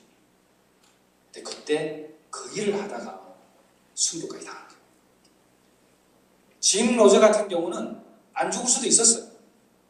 근데 빌 맥체전이와 함께 끝까지 지켜주다가 또 순교를 당한 거예요. 헬렌 로즈비를 만났을 때의 이분 연세가 이랬어요. 제가 물어봤어요. 선교사님, 처음 마음을 예수님을 이제 너희들 수준으로 이야기하면 예수님을 잘 믿고 싶은데 잘 안 돼요. 어떻게 하면 좋을까요? 이 질문을 한 거예요. 잘 들어봐. 이분이 뭐라고 그랬냐면 베스터 김 하면서 처음에 뭐라고 그랬지? 기도 많이 하고 말씀 많이 보라고 그랬잖아. 근데 목사님 뭐라고 그랬어? 너무 힘들면 그것도 안 된다고. 그거 이야기 들으려고 제가 이 북아일랜드까지 온 건 아니라고 그 질문을 하니까 이때 이분 연세가 86세였어요. 이분 자세를 딱 고쳐 앉으면서 저보고 이야기했어요. 이렇게 말씀하시더라고요. 패스트 김 옛날 이야기를 하나 하겠다는 거예요. 그러면서 1964년도에 자이레, 지금은 이제 콩고지만은 그 자이레가 벨기에로부터 독립해서 내전 발생해가지고 다 피난 가는데 헬렌 로즈비어와 그의 동료들은 피난 가지 않아요. 그래서 잡힌 거야. 그래가지고 동료들이 막 눈알이 빠지고 장기가 꺼내어지고 막 가마넥티에 밟히고 이렇게 죽어가는 것을 헬렌 로즈비어가 다 본 거예요. 그리고 본인은 어떻게 거기서 성폭했다. 하나님께서 기뻐하시는 일을 하려고 여기에 왔는데 그런 사람들이 다 죽는 거예요. 예를 들면 여기 너희들 부모님들이 선교사님이 있으면은 이 인도 사람들을 위해서 이곳에 오셨는데 여기 사람들에 의해서 순교당하는 것도 똑같이. 그럼 너희들 입장에는 어떻게? 하나님이 살아계신지 질문하지 않을까? 아니 우리 아빠 엄마는 정말 다른 사람이 하기 힘든 일, 인도 사람들을 위해서 이곳에 오셨는데 하나님 이렇게 고통을 당하느니 하나님 살아계신 분이 맞으세요? 질문하는 건 당연하지 않을까? 근데 헬렌 로즈비어도 그 질문을 하게 된 거예요. 누구에게? 하나님께. 이제 너무 고통스러워가지고 그 감옥에도 가봤거든 목사님이. 감옥이 정말 요고만해요. 정글 속에 그 여자로서 있을 수 없는 곳이야. 거기에 이렇게 있는 거예요. 매일매일 거의 6개월 가까이 수치를 당하면서. 근데 하나님이 요즘 지금 계속 하나님 음성을 이야기하는데 기도를 하니까 그것도 깨달아지는 거예요. 깨달아지는 게 뭐냐면은 말씀을 듣고 깨달아진다는 이야기는 은혜를 받아서 깨달아진다는 이야기는 하나님과의 마음이 합해지는 걸 말하거든요. 그러니까 그게 딱 되니까 그때 하나님께서 들려주셨던 음성이 뭐냐면 헬렌 너 나에게 감사할 수 있겠니? 이런 말씀을 하신 거예요. 그 헬렌 로즈비어는 바로 이야기했대. 이제 목사님이 하는 소리예요. 하나님 입장 바꿔놓고 생각해보세요. 이렇게 했대. 하나님께서 기뻐하시는 일을 하기 위해 제가 이곳에 왔고 우리 동료들이 다 왔는데 저희들이 이와 같은 고통을 당하고 저는 이 모양으로 되어 있는데 동료들은 다 죽어가는데 하나님 같으면 감사할 수 있겠어요? 라고 나는 감사할 수 없다고. 그랬더니 하나님께서 다시 헬렌 로즈비어의 마음으로 이렇게 속삭여 주신 거죠. 뭐라고 하냐면 그럼 헬렌 내가 너를 믿고 있는 거에 대해서는 감사할 수 있겠니? 헬렌 로즈비어가 정확히 저한테 이런 이야기를 했어요. 패스트 나는 그 음성을 들었을 때에 하나님 앞에 바로 땡큐했다. 그리고 울었다. 왜냐하면 수많은 사람들이 콩고라는 이 나라를 위하여 복음을 전하기 위하여 이곳에 와서 열심히 하고 있는데 이러한 나와 같은 고난을 겪게 되면 다 도망가는데 나만은 그럼에도 불구하고 끝까지 남아서 하나님께서 맡기실 일을 충분히 감당할 수 있는 사람이라는 것을 믿고 허락하신 고난이라면 하나님 저를 믿어주셔서 감사해요. 너희들 버전으로 설명하면 이럴 수 있어. 어쩌면 나는 한국이라는 나라에 있어서 정말 많은 친구들과 더 놀고 싶은 것들, 가고 싶은 것들 다 가면서 지낼 수 있는데 근데 그럼에도 불구하고 아빠 엄마를 따라서 이곳에 와서 신앙생활하면서 공부 열심히 하면서 이렇게 지내는데 또 어려움까지 찾아오는 거야. 그러면 하나님이 계시면 우리 아빠 엄마는 우리 선교사님도 어쨌든 여기서 열심히 하고 이렇게 살아가는데 왜 우리 집은 힘든 거예요? 왜 이런 갈등들이 있고 어려운 거예요? 그때 하나님께서 너희들에게 이런 거와 똑같은 거예요. 그렇지. 그런데 그때마다 많은 아이들이 전부 다 그런 사람들을 불평하고 하나님을 떠나지만 그래서 너만은 같이 그러한 상황에서도 하나님을 잘 믿고 아빠 엄마를 위해서 기도하고 이곳에서 남아서 너희의 비전을 키워갈 사람에서 믿고 지금 허락된 고난이라면 똑같은 거예요. 헬렌 로즈비어가 그걸 깨달았거든요. 그래서 목사님이 딱 이런 얘기를 해준 거예요. 패스트 김이 목사로서의 처음 마음을 회복하려면 하나님께서 패스트 김을 믿고 있는 것에 대해서 땡큐해야 돼요. 그때 저는 땡큐했어요. 그래서 지금도 목사님이 어떤 일을 할 때, 사역을 할 때 힘들 때에 하나님께서 오죽하면 나에게 맡기셨을까. 목사님이 영화 전공한 사람이 아니거든. 근데 우리나라에서 제일 많이 영화 만들었잖아. 지금도 만들고 있고 내년에는 KBS도 내가 만들고 목사님이 잘나서 그러실까? 아니지. 하나님께서 목사님을 좀 믿어주시는 게 있으시니까 나는 거기에 아멘 땡큐 한 거지. 그러니까 너희들이 헬렌 로즈베어가 위대한 선교사가 될 수밖에 없었던 이유는 하나님께서 자신을 믿어주신다는 사실이었을 때예요. 그러니까 너희들이 어떤 고난이 있을 때에 하나님께서 나를 믿어주시니까 이 고난도 주시는구나. 나 절대 배신하지 않아. 이런 믿음이 있어요. 여러분 주기철 목사님이라고 들어봤어요? 자, 주기철 목사님 들어본 사람도 사람 들어볼까? 너희들 그거 대단하네. 인도에서 잘 배우고 있구나. 모로나이드스가 잠깐 설명한 주기철 목사님은 그냥 우리나라 초기 한국 기독교에 순교하신 분이에요. 일본에 신사 참배하지 않고. 자, 신사 참배하지 않고 열심히 성도들, 그때 주기철 목사님이 목회하던 산정교회는 오늘날로 치면은 대형교회. 그러니까 대형교회의 목사님이 신사 참배하지 않고 옥중에 잡혀가가지고 나중에 그때 순교까지 하시는 분이거든. 근데 이 워낙 감옥에 왔다 갔다 하니까 너무 살림살이가 어려운 거예요. 아들들이 있는데 아빠가, 주기철 목사님 이야기하는 거야. 아빠가 예수님을 잘 믿고 신사 참배도 거부하며 살아가는데 너무 힘든 거예요. 밥도 못 먹지, 학교도 못 가지, 만날 일에 어려움을 겪고 있는 거예요. 그때 어느 날 아빠가 감옥에서 나온 거예요. 그때 이 중암조라는 장로님한테 돌아가셨어요. 이제 이분이 막내가 아빠한테 질문한 거예요. 아빠, 하나님은 우리의 기도를 안 들어주세요. 왜? 그랬더니 아빠가 옳은 일을 하는데, 아빠가 정말 옳은 일을 하는데 우리는 학교도 못 가고 밥도 제대로 못 먹고 아빠는 감옥에서 고생한다는 얘기예요. 근데 그때 주기철 목사님 뭐라고 그랬냐면, 잘 들어봐요. 광조야, 하나님은 우리의 기도를 안 들어주시는 분이 아니야.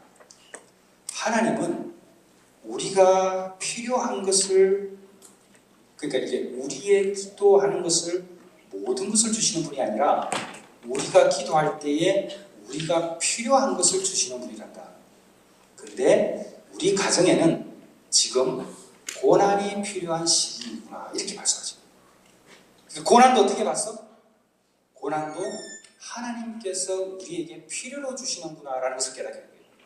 그러니까 너희들이 앞으로 여기에서 지내는 동안에 공부를 하면서 겪는 어려움들, 친구들 간의 어떤 고난이나 이런 어려움들, 또는 뭐 있을 수 있잖아, 얼마든지. 그럴 때 어떤 생각을 해야 돼? 하나님께서 나에게 지금 필요한 것이 이런 거기 때문에 내가 그것을 알고 기도하며 살아야 되는구나. 아멘? 그렇게 생각할 때 우리가 이겨낼 수 있고, 그럼에도 불구하고 나는 끝까지 하나님께 절대하지 않을 거라는 그 믿음이 여러분이 있어야 되는 거예요.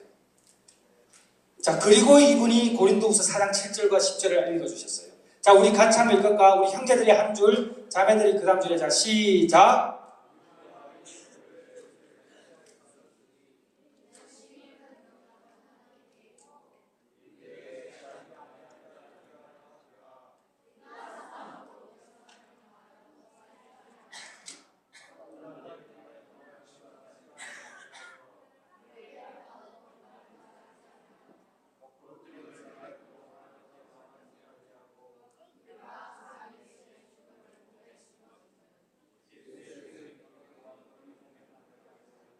자, 여러분 고린도서 4장 7절에서 10절 말씀은 여러분 아주 중요한 말씀이에요. 우리는 예수님을 믿으면 그 도벨에 오신 예수님을 우리가 가지고 있는 거예요. 품고 살아가는 거예요. 그러니까 예수님을 항상 가까이 하셔야 돼요. 자, 이건 그냥 넘어갈게요. 자, 그래서 아까 봤던 가방이 이 가방이야. 이 가방. 지하 창고에서 끙끙할 때 보는 가방이 있지. 이 가방의 주인이 누구냐면 이 사람이에요. 자, 헬렌 로즈비어가 조금 전에 목사님 이야기했던 그 고난 가운데 있었던 그분이 고향에 못 돌아가는 거예요. 나중에 이제 다시 탈출해가지고 다시 그곳에 가서 병원을 세우고 다녔는데 고향에 못 가. 나이가 들어도 은퇴해서 못 가. 왜? 너무 위험하고 겁이 나니까 선교사들이 안 오는 거예요. 못 가는 거예요. 그때 이 두 사람이 결혼하기 전에 단기 선교를 간 거예요. 그쪽에. 여자는 캐나다 의사, 남자는 이렇게 캠브리지야. 근데 이제 결혼하기 전에 둘이 단기 선교를 팀하고 같이 갔다가 헬렌 로즈비어 선교사가 거기에 있는 것을 보고 비전을 듣게 되고 돌아가서 헬렌 로즈비어가 그때 뭐라고 그랬냐면 있으니까 왜 선교사님만 계시냐고 물어보니까 오는 사람이 없다고 그러니까 이 두 사람이 그곳에 가서 기도한 거예요. 그리고 결혼하고 이곳에 온 거예요. 다시 아무도 안 오는 거죠. 목사님이 갔을 때에 40년 가까이 그곳에 계시더라고요. 하루에 10번이 넘는 수술을 하고 외과 의사거든요. 그래서 물었어요. 목사님 똑같이 이제 왜 아직 은퇴 안 돌아갔다고 그러니까 여기 올 사람이 없잖아요. 너무 위험하니까. 여러분 이런 것이 있어요. 이분이 목사님을 만났을 때 이 모습이었어요. 이제 돌아갔어요. 부임이 왔으니까. 여러분 콩고라는 나라가 굉장히 위험한 나라입니다. 여기서는 막 5시 이후에는 움직이지 못하고 막 그랬던 곳이에요. 자, 이 사람들이 왜 이곳에 갔을까? 왜 헬렌 로즈비아 생기고 이제 필리보드와 낸시 우드 이런 사람이 생겼을까? 왜 빌 맥체즈니가 순교하고 지금 로저가 순교했을까? 어디서부터 이게 출발했지? 예수 그리스도가 하나님이시고 나를 위해 죽으셨다면 그를 위한 그 어떠한 희생도 결코 크다고 할 수 없다라는 그 신앙 고백을 했던 C.T. 스투드로부터 이런 수많은 순교자들이 계속적으로 나타나고 있습니다. 근데 여러분 잘 봐야 돼요. 여러분 주변에 평범하게 예수를 믿는 사람도 있지만 이렇게 생명의 위협 가운데서도 예수를 전하는 사람이 많이 있다는 거예요. 예수님 믿는 게 결코 쉬운 게 아니에요. 그러니까 여러분들이 이곳에서 예수님을 믿으면서 살아가는 방식은 너무나 나약하고 너무나 쉽고 너무나 행복하게 예수를 믿는 거예요. 세상은 공평해. 하나님은 공평하신 분이라고. 여러분들이 이렇게 편하고 다른 데서 아이들이 그렇게 고통날 선교사님 자녀들 중에서 이따 보여주겠지만 아빠가 선교사로 와가지고 평신도 선교사로 왔어. 파송한 교회가 없었어. 먹을 게 없으니까 아빠가 외지로 갔을 때 남매 둘이가 있었는데 종기가 나가지고 병원에 못 가는데 화장실에서 벽에 대고 종기를 긁어대는 모습을 아빠가 보면서 울기도 하더라고요. 근데 그렇게 살아가는 애들도 있어요. 이때에 지금. 아빠가 주재훈으로 와가지고 너희들이 남들 가기 어려운 가서 공부하는데 너희들처럼 불평 많이 하는 애들이 어디 있어? 고마운 줄도 모르고 감사도 모르고.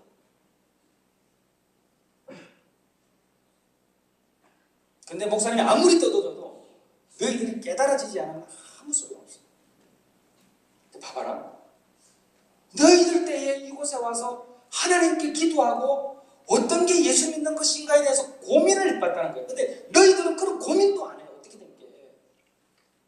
아니 어떻게 매번 교회에 가서 찬양도 하고 기도도 하면서 저 십자가 속에서 다 있는 여러분 이런 말이 있어요.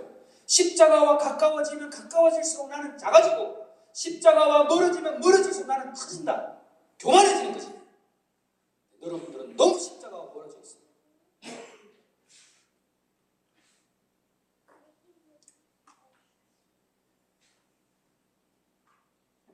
여기가 그냥 대서양이야, 대서양.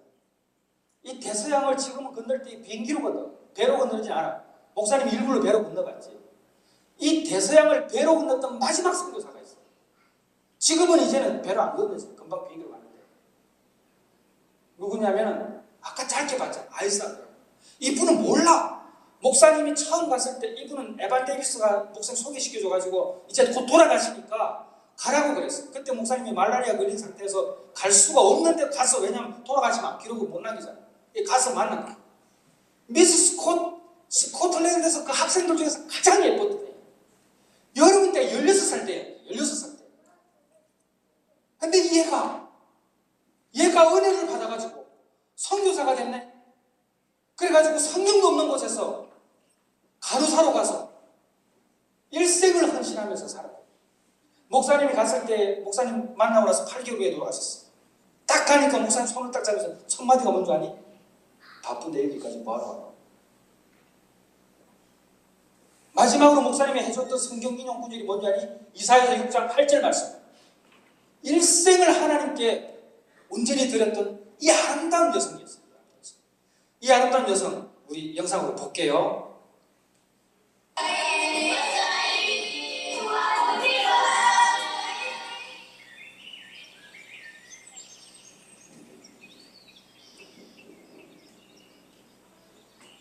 한 사람이 와서 찬송을 부르고 있다.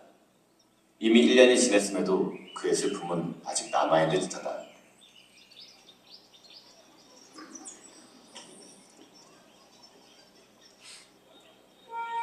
조용하고 한가해 보이는 곳. 한 여인의 사진이 가장 잘 보이는 곳에 있다.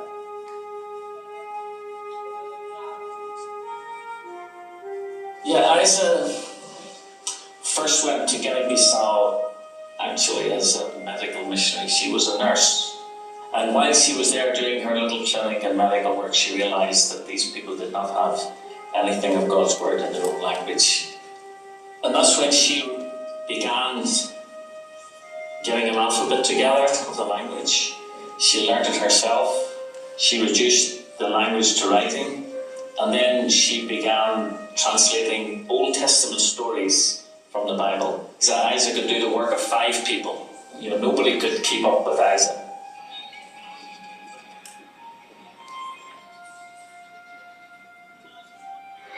Isaac sera il sarà difficile de ter a última geração de difficile.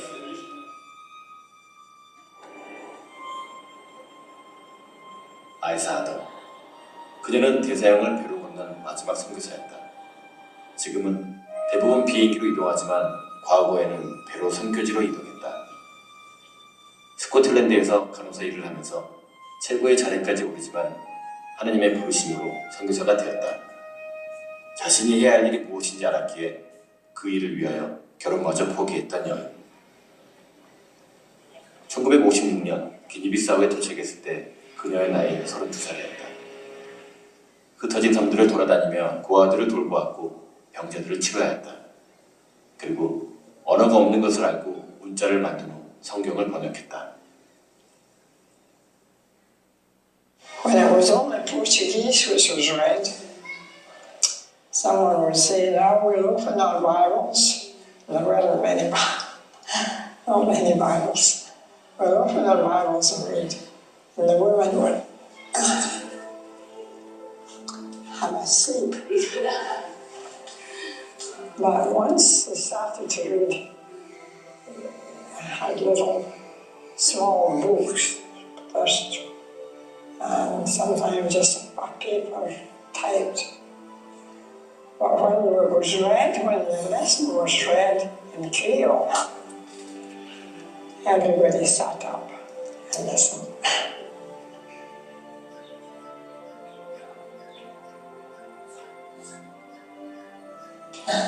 People wanted me to go home in 2004.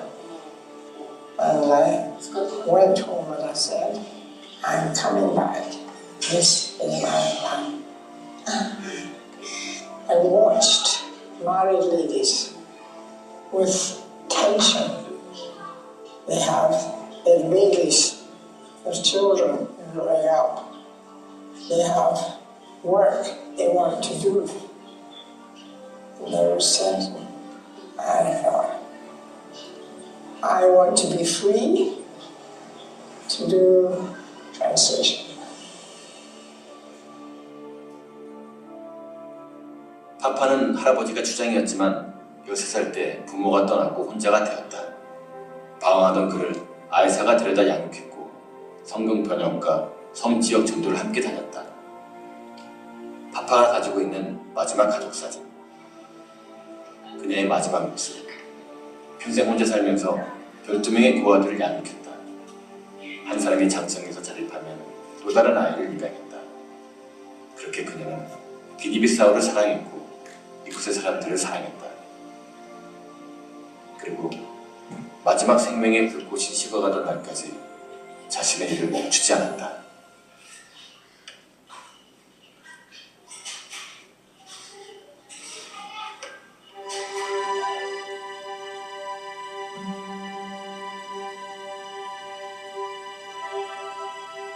몸은 불편했지만 아이사드는 성경을 주석하고 있었다. 외국 선교사들이 병문안을 왔는데 그들에게 자신이 좋아하는 찬양을 불러달라고 했다. 선교사들이 돌아간 후 받은 편지들이 많이 있었는데 다 읽고 급하게 답장을 썼다. 아이사는 파파에게 장례식을 어떻게 할 것인지를 이야기했다. 만약 주일에 죽거든 다른 사람들이 예배하는 것을 방해하지 않도록 알리지 말라고 했다. 새벽에 파파야, 더 이상 아픈 것을 견딜 수가 없구나. 라고 말하면서 눈을 떴다 감았다를 반복했다. 그리고 파파를 들어가 잠을 자라고 했지만 파파는 떠나지 않았고 기도했다.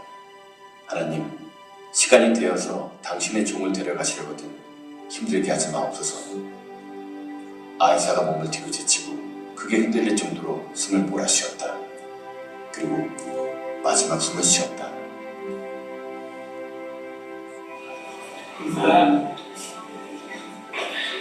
Avete piccanza, abbiamo cogliamo già finito per cui cosa con forza acaba. Avete visto tutto il compagno. 파파의 슬픔은 컸다.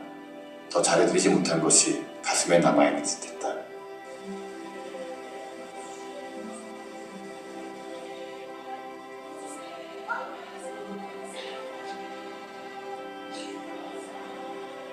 그녀의 시신은 23일 동안 차가운 냉동 병실에 있었다. 32살에 와서 54년간 이곳에서 살았고 그들을 위해서였지만 이방인이었고 신원을 확인해줄 절차가 필요했다. 23일 후 많은 기니비사우인들의 슬픔과 감사 아래 사랑했던 땅 기니비사우에서 영면했다. 한 평도 되지 않는 자신의 조그만 책상 앞에서 평생을 사랑했고 충성했던 아이사 아들은 주님의 품으로 돌아갔다.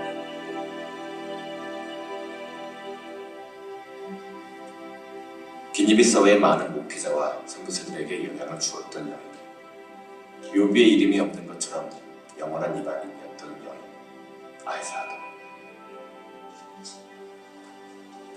Depois daquela, ouve voz do Senhor que aponta. Quem que não manda? Quem que não vai para mim? Me falar. Ali, mandando. 아이사 아들은 16세 때 스코틀랜드에서 가장 아름다운 여인이었다. 얘들아, 어떻게 가장 아름다울까? 가장 아름다웠던 한 학생이 마른 장작처럼 말라오른 얼굴을 가지고 마지막에 하나님께 들어갔거든. 근데 그 일생을 사는 동안에 했던 일들 한번 생각해봐. 과들을 돌보고 성경이 없는 곳에서 성경을 번역하고 성경을 주석하고 수많은 성들을 돌아다니면서 전도하고 하나님이 얼마나 대단하신 분이냐면 목사님과는 전혀 관계가 없는 저 아프리카 최대의 빈국인 기니비사우 그곳에 한국에 있는 목사님을 보내가지고 기록하게 만들어요. 너희들이 살다가 떠나면 누가 기억해 줄까? 너희 부모님이 기억해 주시겠지. 너희 부모님이 떠나면 누가 기억해 줄까? 그는 죽었으나 믿음으로 아직도 말하고 있다는 하나님의 말씀은 한 번도 틀린 적이 없었어요. 누가 너희들을 기억해 줄까? 3일, 4일을 견디지 못하고 제대로 버티지 못하는 너희들을 누가 기억해 줄까? 너희들이 아름다움을 추구하는데 어떤 것이 아름다울까? 저렇게 아름다웠던 여인도 마른 장작처럼 말라져 가는데 꽃은 시드는데 영원히 남는 것은 하나님 일밖에 없어요. 목사님이 물었어. 그래도 이 영상 보고 눈물을 흘리는 애들은 그래도 이게 들어왔을 거야. 왜 고향에 돌아가지 않았어요? 질문했더니 하나님께서 나에게 맡기신 일을 분명히 알고 그 일이 아직 끝나지 않았기 때문에 못 들어갔다. 왜 결혼하지 않았어요? 하나님께서 나에게 맡기신 일을 분명히 알고 있는데 주변에 결혼한 사람들을 보니까 내가 해야 할 일이 성경 번역하는 일인데 내가 결혼해서 남편과 자식이 있으면 이 일을 제대로 못할 것 같아서 결혼을 반대하는 것이 아니라 하나님께서 맡기신 일을 제대로 할 수 없을 것 같아서 혼자 사는 것을 선택했다. 돌아가실 때까지 23일 동안 장례식을 못 치렀어요. 왜? 가족이 없으니까. 묘비에 문패가 없었어요. 왜? 누군지를 모르니까 본부에서 올 때까지 지역 사람들은 알지. 그 기간 동안 못했다. 지금은 기니비사우가 다 기억했거든요. 왜냐하면 그가 번역했던 성경들을 쓰니까. 언제? 아이사드도 목사님하고 인터뷰할 때 이런 얘기했어. 여러분 나이 때 수련회 와가지고 배나 받은 거예요. 여러분 나이 때 와가지고. 이렇게 살다가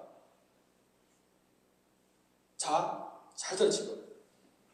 여기를 이 선교사를 보냈던 교회가 스코틀랜드 장로교회. 무려 54년간을 이 한 선교사를 위해서 선교비를 보냈어요. 내가 가서 물었어. 어떻게 여기까지 지금까지 버틸 수 있었냐 그러니까 목사님 보고 저기 이렇게 그 상단층 카드 있지. 주렁주렁 달려 이걸 가르치는 거야. 이게 뭐냐고 여쭤보니까 본인을 파송한 교회의 주일학교 아이들이 보낸 성탄절 카드래. 내가 저걸 보니까 힘이 난다. 오 마이 갓 너무 놀랐어. 그 파송교회가 말이야 무려 50년이 넘는 동안에 주일학교 교사들이 우리 교회에서 파송한 선교사들을 다 가르쳐준 거예요. 아이사드 선교사님이 54년 전에 파송됐다는 걸 이야기해 준 거예요. 54년간 담임 목사가 바뀌고 성도들이 바뀌고 다 바뀌어도 파송 선교사들을 끝까지 지켜준 거예요. 그리고 놀라운 게 뭔지 아니? 양아들로 있었던 파파가 목사한테 해줬던 이야기예요. 돌아가시고 나서 그 달까지 선교비가 왔는데 그 선교비로 장례식을 치르고 나니까 남는 게 없어도 그 이후에 선교비가 딱 끊어졌다. 호사님 눈물이 나가지고 감당할 수가 없었어. 어떻게 이 교회는 보내놓고서 끝까지 책임을 졌는데 장례식까지 책임을 졌냐는 이야기야. 나는 너희들이 이곳에서 아이사드와 헬렌 로즈비오 같은 선교사가 나오면 좋겠어. 동시에 나는 너희들이 하는 일이 직업을 가지고 비즈니스를 하든 어떤 간에 최고가 되어서 돈도 많이 벌고 명성도 많이 얻어서 선교사 보내는 거 끝까지 책임지는 일꾼들이 나오면 좋겠어. 그렇기 때문에 너희들이 그냥 살면 안 돼. 죽도록 충성한다는 게 뭐니? 충성은 내가 무엇을 해야 하는지 아는 사람만이 충성할 수 있어. 내가 뭐 하는지 모르는데 어떻게 충성할 수 있는 얘들아. 공부를 왜 해야 해? 하나님을 기쁘시게 하는 일을 위해서 공부를 해야 돼. 하나님께서 우리에게 요구하시는 희생이야. 여러분들은 아는 게 있잖아. 사랑은 주는 것보다 받는 것보다 주는 게 많아. 너희들 선물을 해. 얼마나 해피하냐. 간단한 거야. 그래서 너희들은 그냥 이렇게 살면 안 돼. 여러분들은 직장에 들어가도 최고로 가야 되고 비즈니스를 해도 돈 많이 벌어야 돼. 이게 왜? 하나님 일을 하려면 그렇게 해야 돼. 다 선교사 될 필요 없지. 너희들 공부 열심히 해서 이 스코틀랜드 장로교회처럼 한 선교사를 54년간 한번 밀어줘봐. 한 나라가 바뀌지 않는 거예요.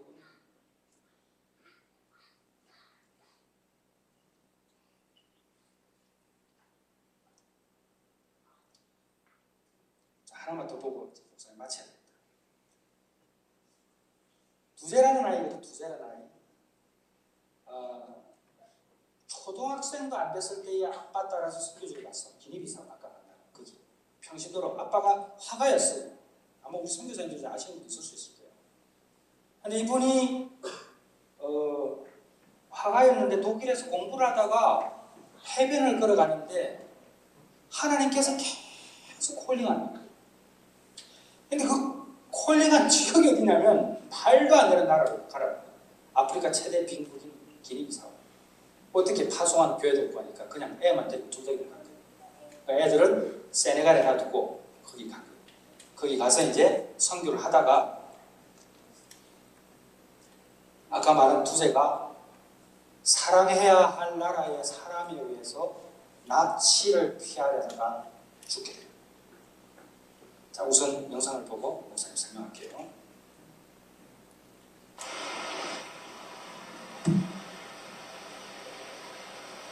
연세대학교에서 특별한 시상식이 열렸다.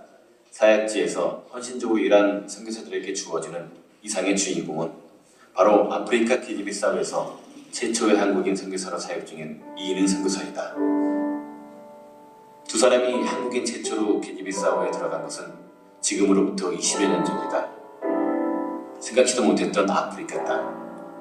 그곳을 향한 강한 부르심에 끌려 이름도 생소한 그곳으로 목숨을 걸고 들어갔던 곳이다. 스페인에서 머물면서 화가로 다시 독일로 돌아가려 했으나 그때 하나님은 이인은 선교사를 부르셨다. 일부가 아니라 그의 삶 전체를 원하셨다.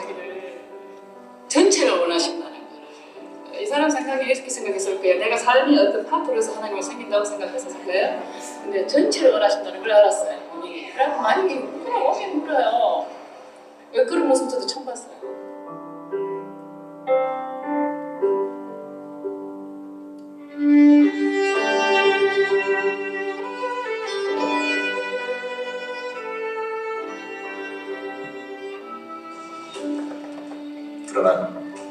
1998년 위기가 찾아왔다. 대전이 발생한 것이다. 그 포화의 중심에 이능 선교사가 있고 가족들이 있고 교회가 있었다. 영화 속에서만 보던 피난민들의 행명. 그는 그 피난민의 대해를 섞여 생명처럼 지켰던 교회를 떠나 세네갈로 몸을 숨겨야 했다.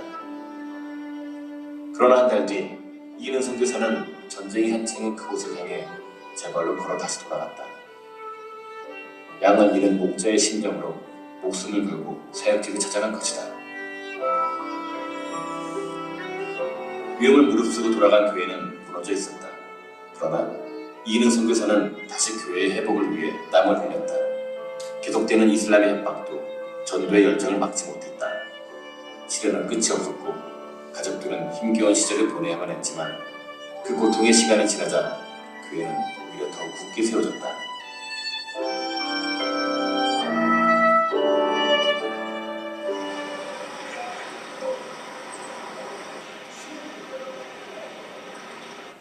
이능 선교사의 전시의 소식을 듣고 전시장을 찾았다.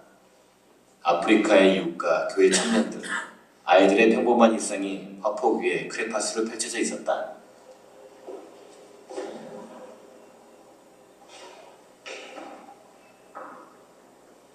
글씨인가요? 네, 그 시는 이제 현재 그 종족으로 된 끓여올 성경 말씀입니다. 시편 말씀. 성경 말씀. 네네네. 그래서 이제 그 현지인들이 믿지 않는 현지인들이 좀 하나님의 말씀 안에서 이렇게 좀 변하게 했으면 하는 그 성경의 바람을 글로 통해서 이렇게 표현을 한 거죠.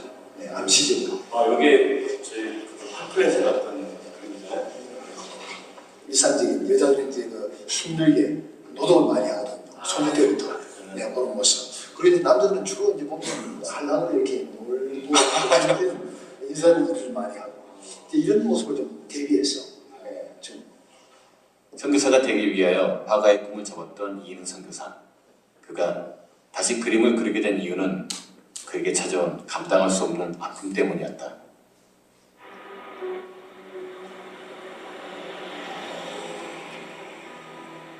참 안타까운 것이 그게 아마 우리 한국이나 선진국에 있었다면은 소생할 수 있었습니다. 왜냐하면은 토요일 날 새벽에 사고가 나가지고 그날 병원에 또 늦게 이렇게 갔을 뿐만 아니라 토요일 날은 여기 의료진들이 다 일을 하지를 않습니다. 그러다 보니까 일요일 날 밤에 수술을 하고 저희가 가서 보니까 수술하고 나오는데 모습이 붕대를 감아가지고 그 모습이 굉장히 부럽더라고요. 첫날이 수술실에서 나오는 모습이 다들 수술이 잘 됐다고 이렇게 말은 했지만은 저희 그 지금에 이제 돌이켜 보더라도 참 어렵구나 하는 것을 그때 느꼈었더라고요. 그리고 일주일 동안 이렇게 병원에 있었는데 가장 기억에 남는 것은 마지막에 그 두제가 이제 생명이 끊어졌다 하는 것을 그 담당 의사로부터 전달을 우리 그 노홍석 선교사님 사모님이 이제 전달을 받았는데 전할 수가 없다는 거예요. 우리 이능 선교사님 네 분한테. 그래서 제 기억으로는 저희 그 아내 김희진 선교사가 그걸 전하고 그리고 그 전했을 때 그 선교사님이 정말로 그 소위 그 경련 현상을 일으키면서 그 안타까워하는 모습이 지금도 눈에 선합니다. 현지에서 외국인이라는 이유로 화장 조차 허락되지 않았던 두제의 시신은 이곳 경남 진주에서 영면을 취하고 있다.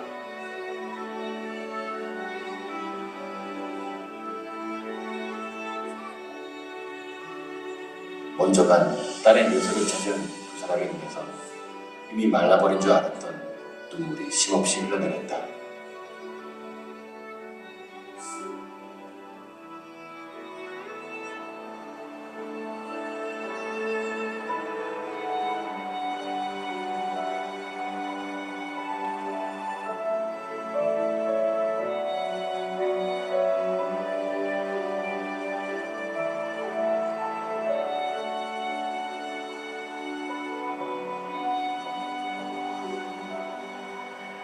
두제의 생명이 끊어졌다는 말을 들었을 때 이인흥 선교사는 바닥에 드러누워 어린아이처럼 절규했다. 하지만 그 어떤 몸부림도 남아있는 아내와 아들, 그리고 그에게 위로가 되지 않았다.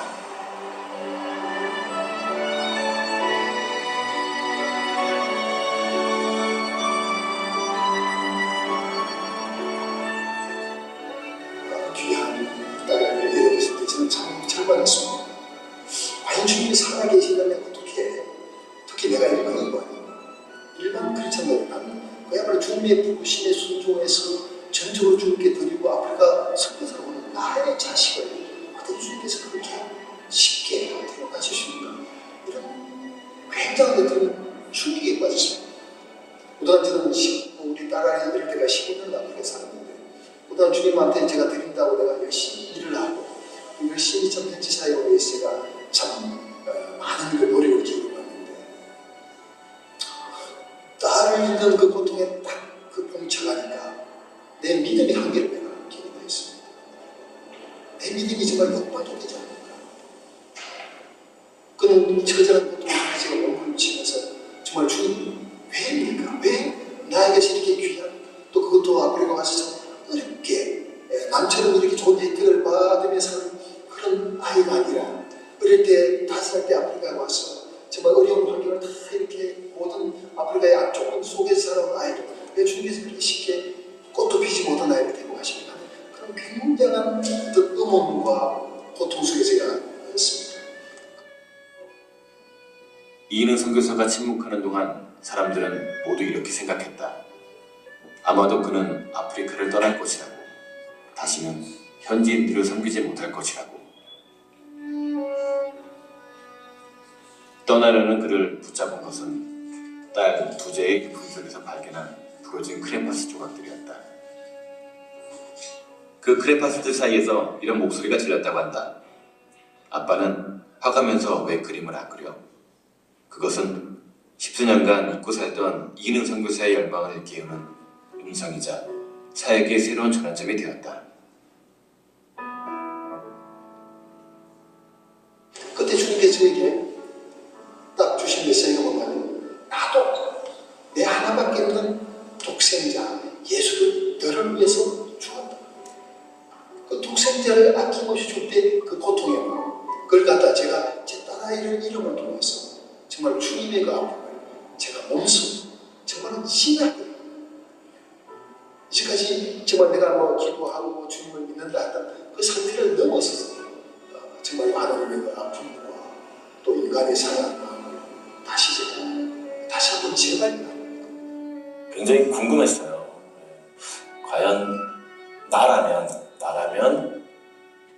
정말 하느님이 너무너무 기뻐하시는 일을 하고 있는데 왜 그런 고통을 주셨을까? 그리고 그 고통을 받고 나서도 어떻게 그 일을 계속 할 수 있을까라는 되게 고민이 있었거든요. 이제 이런 고민들을 다 하죠. 나는 너희들이 어리다 할지라도 우리 집은 이렇게 하나님 잘 믿는데 예수님 이렇게 예배하면서 저리 잘 믿는데 왜 이런 어려움들이 찾아오지? 이럴 때가 있어. 근데 지금까지 없었다면 반드시 또 찾아와. 근데 이분은 이제 그 그림을 다시 시작하면서 아프리카인들의 얼굴을 다시 보지. 그래서 다시 사용을 해요. 자, 얘들아, 이제 목사님이 이제 정리해 볼게. 참 이렇게 살아가는 사람들이 있어. 근데 아까 그 두제는 5살 때 아프리카 와가지고 아빠 엄마가 선교하느라고 돌보지를 못해. 그러니까 아빠가 아이를 볼 수 있을 때는 세네갈에 갔을 때예요. 하루는 잠을 자는데 두제가 화장실에 간다고 일어나서 갔는데 안 와, 애가. 그래서 화장실 쪽을 쳐다보니까 얘가 화장실 벽에다가 몸을 걸고 있는 거죠. 얘가 아프다는 이야기를 아빠 엄마한테 안 한 거야. 너희들 나이 때 얘기야. 너희들 나이 때. 근데 몰랐어. 나중에 가서 그 화장실 벽을 보니까 고름덩어리가 붙어있는 거야. 그 말을 하시면서 우는 모습이 아직도 기억이 나. 아빠가 가까이 있다 해서 아빠의 사랑이 없느냐? 절대 그렇지 않아. 너희들이 잘 때 아빠 와.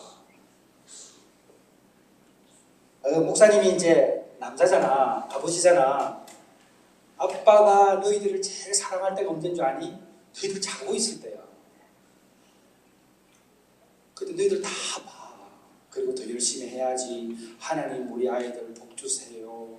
예수님 잘 믿게 해주세요. 다 했단 말이야. 너희들이 홀로 있는 것 같아도 절대 그렇지 않아. 특히 인도 땅에서도 그럴 거야. 얘들아, 이렇게 살아가는 사람이 왜 이렇게 살까? 예수님이 누구지 아니까 그래. 자, 정리하자. 이 가방 38년 전에 두고 간 가방을 허락을 받고 열었어. 왜냐면 영국에서는 개인의 사유물이니까 절대 손을 못 대니까. 그래서 아들이 영국에 있어가지고 같이 가서 고로정 집사님, 나, 그 아들하고 같이 가방을 딱 열었는데 가방 속에 뭐가 들어있었냐니? 38년 만에 오픈한 거야.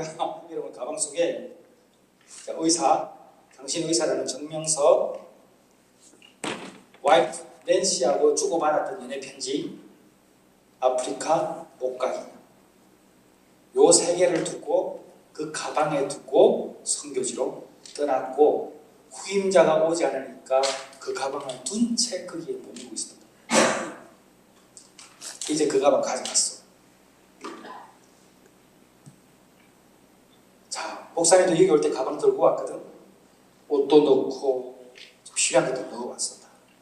너희들도 언젠가는 하나님 앞에 혼자 서게 될 거고, 사랑하는 남편과 아내를 만날 것이고, 자식들을 데리고 여행을 가든지 어떤 목적에 따라서 이동을 할 거야. 마치 너희들이 인도에 처음 올 때 부모님들과 함께 오는 것처럼. 그런데 너희 부모님이 이곳에 올 때는 그 가방 속에 분명히 담고 오는 게 있어. 나는 그게 뭔지 모르겠어요. 근데 그게 분명히 있어. 근데 너희들도 마찬가지야.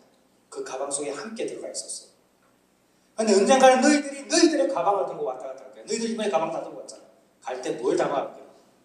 그리고 이 가방은 바로 우리가 항상 휴대하는 이 가방 속에 우리가 해야 할 일이 담겨있고, 우리의 목적이 담겨있고, 우리를 증명해 주는 게 담겨있어. 그 가방, 그것은 바로 다른 게 아니라 예수 믿는 사람에게는 사명이야. 얘들아, 사람이 언제 타락하는 줄 아니? 사람은 신앙이 없으면 타락하는 게 아니야. 너희들 중에 만약에 예수님도 모르고 신앙이 없으면 너희들 타락하는 게 아니고 아예 배교를 하지, 신앙이 없으니까. 언제 타락하냐? 사명을 잃어버리면 타락해. 우리 같이 한번 읽어볼까? 자, 시작!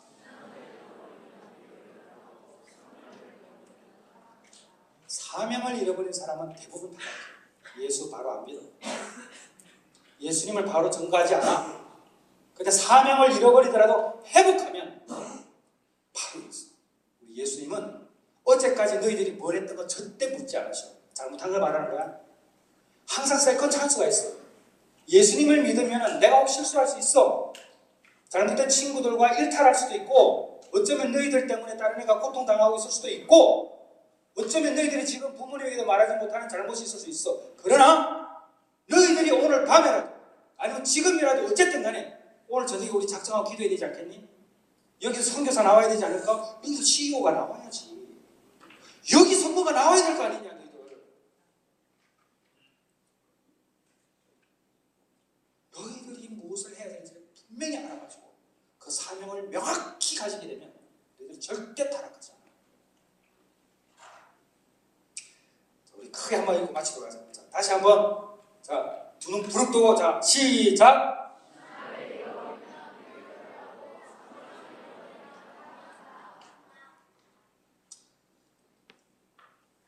항상 너희들 주변에 있는 사람들의 삶을 잘 보고 저렇게 하면 되고 저렇게 하면 안 되는구나 라는 것도 배우고, 오늘 여기 오늘 저녁에 너희들 준비 잘해야 돼. 오늘 이런 분들 너희들 때에 결단한 사람들이니까 오늘 저녁에 우리 유혜선 목사님 말씀 전할 때 잘 듣고, 어제 또 그저께 해주셨던 우리 강사분들 다 기억해서 오늘 저녁에 결판 내야 된다. 자, 결판 낼 사람만 아멘. 아멘. 결판 낼 사람은 아멘. 자, 오늘 목사님 기도하고 마칠게. 기도하자. 하나님 아버지 감사합니다. 저희들은 마땅히 한국에서 만나야 되는데 어찌된 일인지 인도에서 만나고 있습니다. 하나님께서 뜻하신 바 있음을 믿습니다. 하나님, 이곳에 모여있는 이 청소년들이 이곳에서 결단해서 선교사가 나오게 하시고 CEO가 나오게 하시고 비즈니스를 해서 엄청난 결과물들을 내는 인물들을 나게 해주셔서 하나님의 영광을 드높이게 하여 주시옵소서. 고난이 찾아올 때에 낙심하는 것이 아니라 지금 나에게 필요한 것은 곧 고난이라는 것을 깨닫게 해주셔서 믿음으로 승리케 하여 주시옵소서. 사랑하는 우리 아이들 좋은 사람 만나게 해주시고 좋은 사람 만나기 위해서 좋은 사람 되게 하여 주시옵소서. 할렐루야 감사드리옵고 예수님의 이름으로 기도드리옵나이다. 아멘.